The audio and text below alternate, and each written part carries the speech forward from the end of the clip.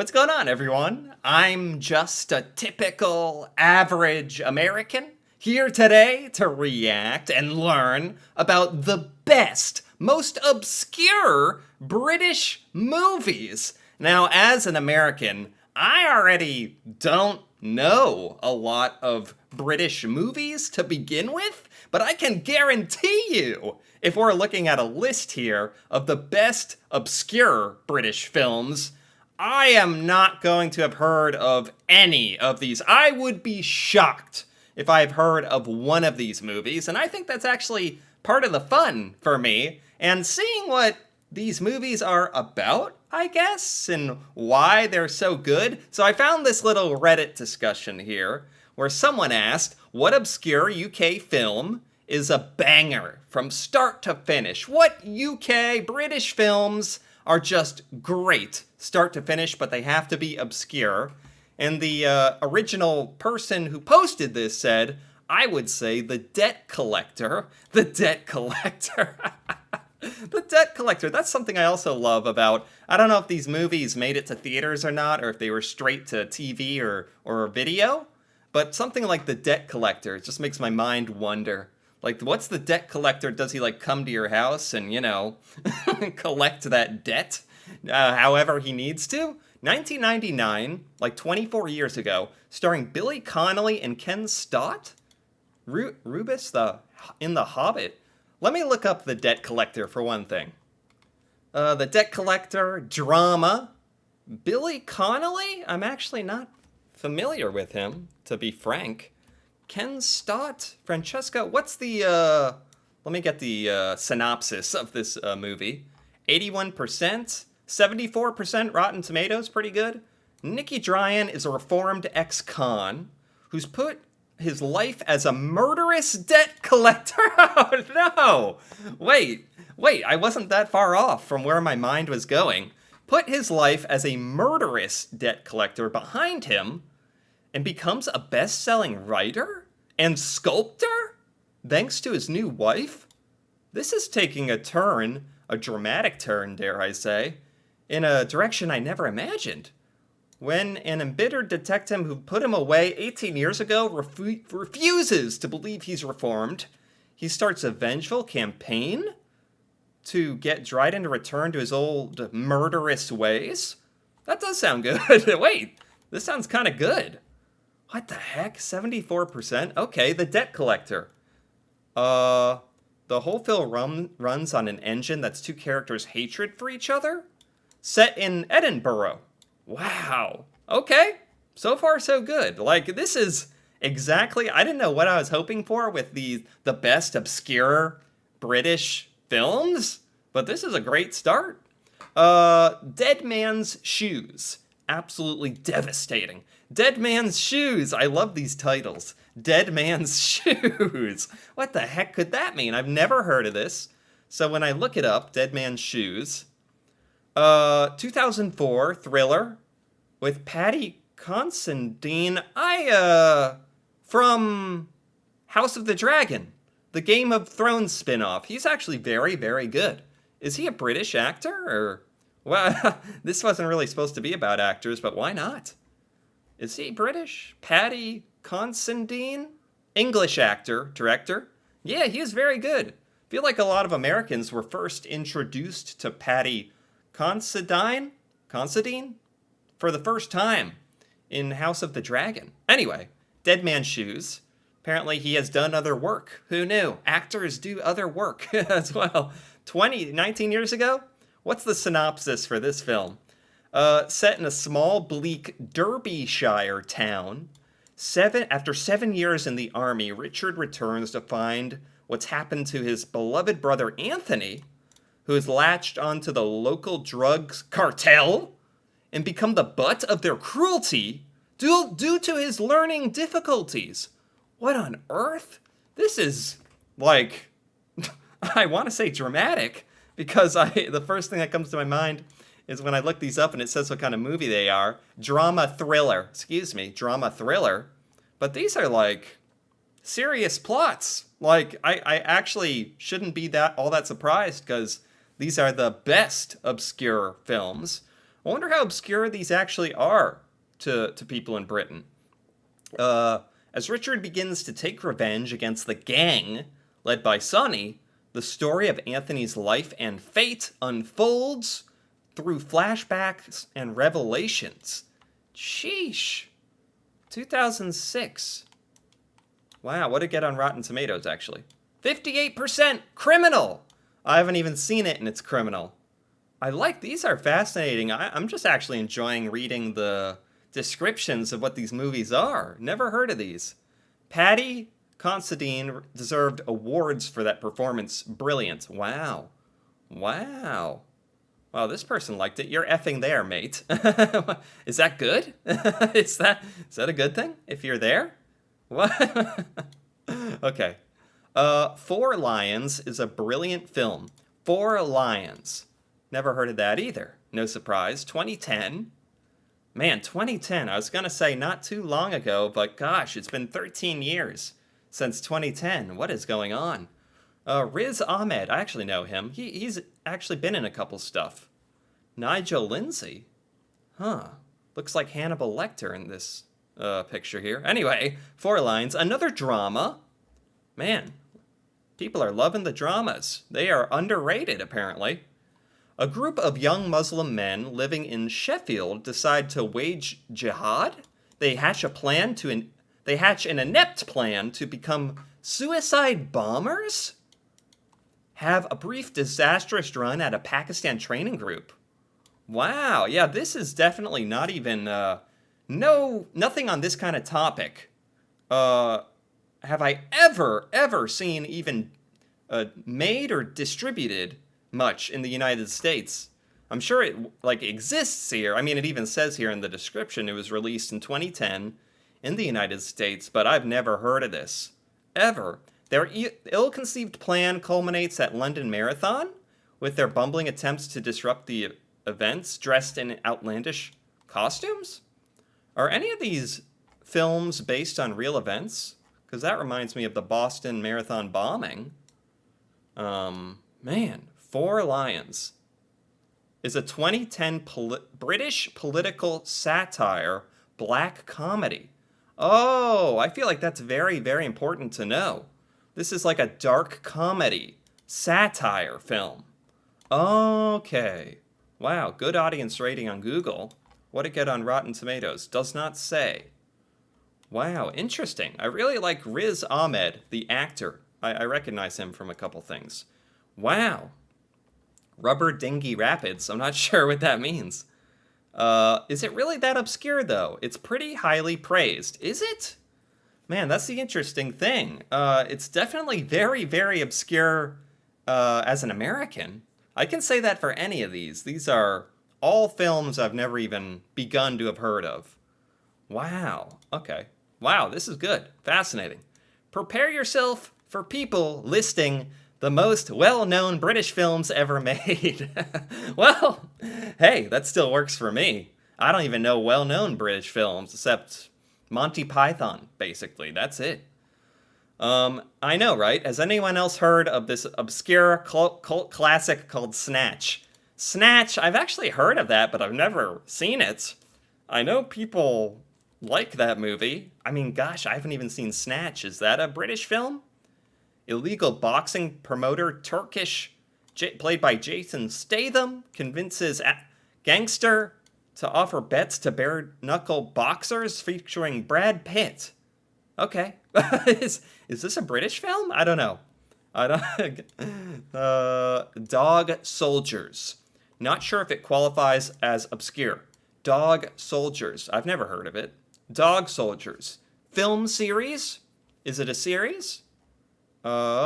Featuring some actors I do not know. Sean Pertwee, Emma Cleesby, Darren Morfitt. Don't know them.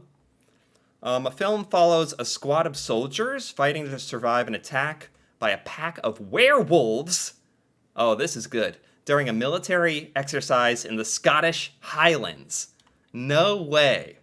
So this is fictional. Unless there's werewolves in the Scottish Highlands, I guess I don't know for sure. But maybe this is a documentary on the werewolves in the Scottish Highlands. Wow, Dog Soldiers? Okay. When was this made? 2002? 21 years old. These are all pretty old, honestly. No Rotten Tomatoes score. Huh. Is there Rotten Tomatoes? Yeah, here we go. 81%. All of these the best obscure British films in this discussion so far have been quite highly rated. So these are, I don't particularly have the time right now to watch them all, but I'm enjoying reading the synopsis and even just getting the rating and hearing that they were really critically well received, especially on some of these topics like werewolves in the Scottish Highlands, a black comedy about suicide bombers, and a couple of different movies here about returning from war, and A Brother in Trouble. These are like all dramas. Like it's fascinating stuff, very interesting stuff. A lot of the movies that are popular here in the United States are kind of brainless on purpose, just kind of brain dead. A lot of superhero movies. It's been a while since I've gotten to read about something, super serious, like werewolves attacking in the Scottish Highlands. But seriously, this is very fun to learn about these, especially if these are really, like, well-received movies that I've never heard of. Might have to check some of these out. Twin Town, a Welsh stoner film. Twin Town, okay. 1997, a dinger car caused by two hell-raising brothers sets off a sequence of events that in the end allow the two brothers to fulfill their dead father's final wish. What on earth? So this is Welsh? Twin Town, yep. Dark comedy, another dark comedy. And I've definitely never seen a Welsh film. Dark comedy crime drama. What on earth? Working title of Hot Dog. A hot dog van is in a number of scenes. What? Not twins, but brothers? Okay, Twin Town. What? Dark comedy. Fulfill their dead father's final wish. These videos, these movies, sound crazy in the best way, actually. Hot dogs for tea, boys. Is that a reference to this film, perhaps? Wow. Okay. Cool. Man, these are fascinating. Pride, a comedy drama. So many comedy dramas in this list as well. Is that a coincidence? Maybe Brits appreciate a good comedy, and a lot of British comedy is kind of dark as well and sarcastic. So maybe, because in America, when you hear comedy, it's most likely not a dark comedy. That's very rare. But this is making me feel like British comedies are almost oftentimes expected to be a bit dark, in a way. Is that true? Is there any truth to that? That's interesting thought. Pride, a comedy drama based on the true story of how a gay rights group from London supported a Welsh town during the miners' strike. Amazing film with an incredible cast. Pride, comedy drama. Let me try looking that up. 2014, British historical comedy drama. Never heard of such a thing. Wow. Oh, it's got this guy. Or do I know that actor? No, that's not who I thought it was. Never mind. Oh, high ratings. No, it does have Bill Nighy. I know him. And Andrew Scott. Bill Nighy. Cliff. Bill Nighy. Yeah, he's very good. He's very, very good. I've seen him and stuff. Okay. That was who I thought it was. I just didn't recognize him in the thumbnail there. 2014, 9 years old. Okay, Pride. Man, interesting. What a wide set of topics as well that these obscure, very good British movie recommendations are covering. Shallow Grave has always been very underrated. Shallow Grave, okay. Let me see if I can open that up. Shallow Grave, 1994. This is probably the oldest movie so far, almost 30 years old. It's about three friends who live in an apartment, try to study and work normally. They want to find one person to fill the room that is what? Fill the room what? Oh man, I gotta know. This is a thriller crime that also looks like it might be a comedy, honestly.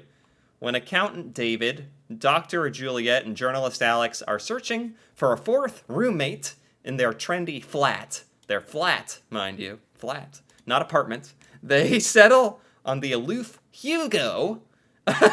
However, they soon find Hugo dead of a drug overdose beside a large sum of cash. After deliberation, they decide to keep the money and dismember Hugo's body.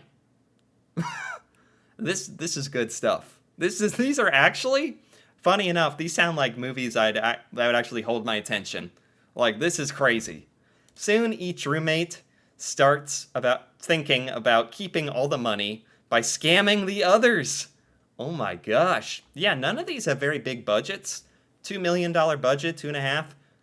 Not a huge box office, but these are such funny, I'm guessing, independent movies. Like, such funny plots. Very interesting. This is, like, really, really intriguing me. Like, watching all these back-to-back-to-back sounds like it'd be the biggest trip ever. Like, the craziest series of movies to watch. And they're good, by the sound of it. Not just the descriptions, but objectively, the people have scored them quite well on, well, does this have a Rotten Tomatoes? Maybe. Let's see here. Shallow Grave, Rotten Tomatoes? Maybe? Yeah, here we go. 71. Yeah, none of these are, like, poorly rated, after all. Brass Off. Brass Off? Often overshadowed by The Full Monty. I've never seen that either. That came out the same year. Pete Postlethwaite is brilliant. I challenge anyone not to be moved by them. Brassed Off. Never heard of it. Not surprisingly. 1996.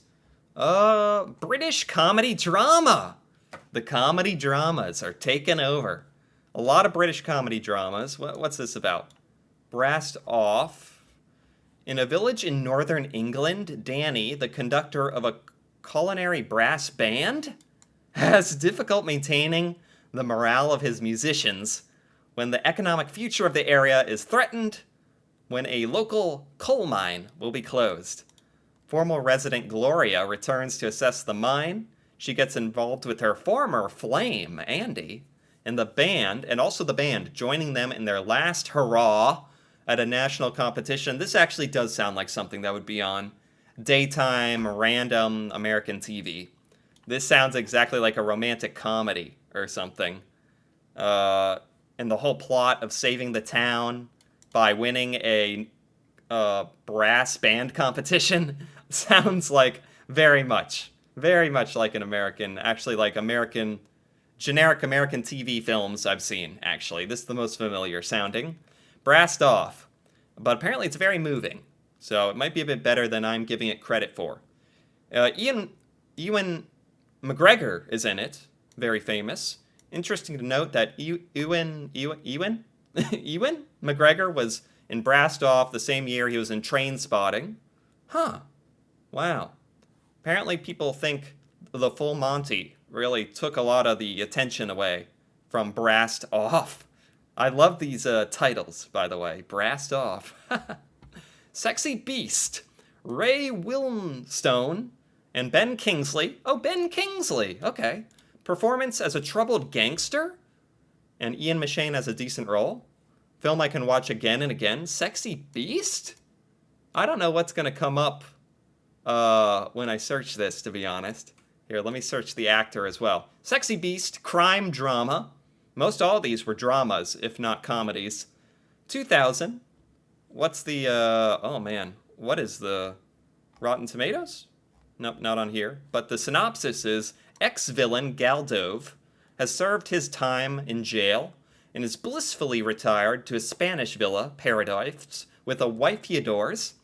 The idyll is shattered by the arrival of his nemesis, Don Logan, intent on persuading Gal to return to London for one last big job. Dove is drawn into a shocking battle of wills and takes part in a sensational underwater heist, risking everything to protect the woman he loves. My goodness, what a plot. Sexy Beast and a funny title as well. Gosh. Well, these totally agree. Ben Kingsley is amazing in this film. He molded that character from his grandma. Wow. Okay. Goodness. I didn't know where this was all gonna kind of go.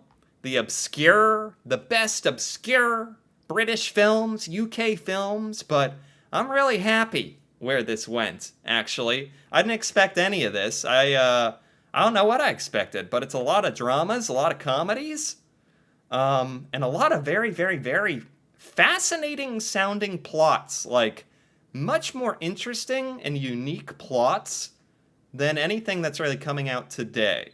So I think watching some of these would actually be a bit of a treat, a real treat, because this seems very creative. It sounds like a lot of these movies must have been like kind of independent films, because they don't seem to have big budgets. They're very like plot centered and actor focused, not like flying around in spaceships fighting superheroes. Like just kind of interesting movies that I've never heard of, particularly because they're obscure British films. But I am very glad I have heard of them today, because these actually sounded fascinating, and apparently they all were received quite well, and with some heartstring tugging performances in some of the comments. So this was very, very fun for me. Very fun. I might have to consider checking some of these out. Anyway, if you enjoyed this as well, feel free to give this video a like or leave a comment. And if you're interested in more videos like this, me reacting to British culture and stuff about Britain that I've never seen before or learned about, feel free to subscribe for more. And until then, thanks for watching, and see you next time.